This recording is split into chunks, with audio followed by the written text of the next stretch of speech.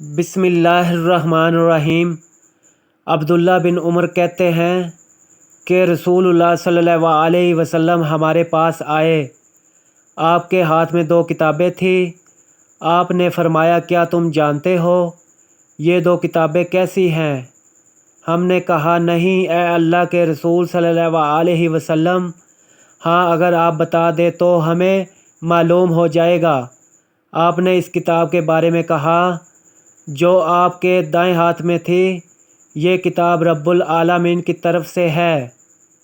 اس میں اہل جنت کے نام ہیں، ان کے والدین اور قبائل کے نام ہیں، آخری شخص تک سب ہیں، نہ ان میں زیادتی کی جائے گی نہ کمی۔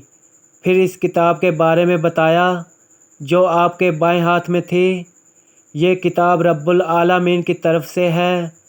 اس میں اہل دوزخ کے نام، ان کے آباء اور قبائل کے نام ہیں، آخری شخص تک سب ہیں، نہ ان میں زیادتی کی جائے گی نہ کمی۔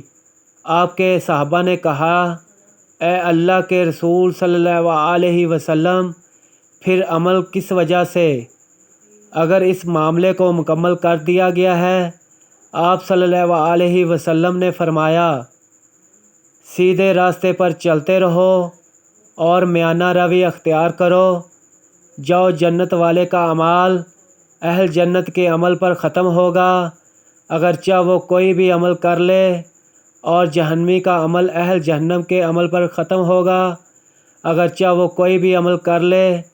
پھر رسول اللہ صلی اللہ علیہ وسلم نے اپنے دونوں ہاتھوں کو جھٹکا دے کر دونوں کتابیں پھینک دی۔ پھر فرمایا تمہارا رب بندوں سے فارغ ہو گیا، ایک گروہ جنت میں اور دوسرا آگ میں ہے۔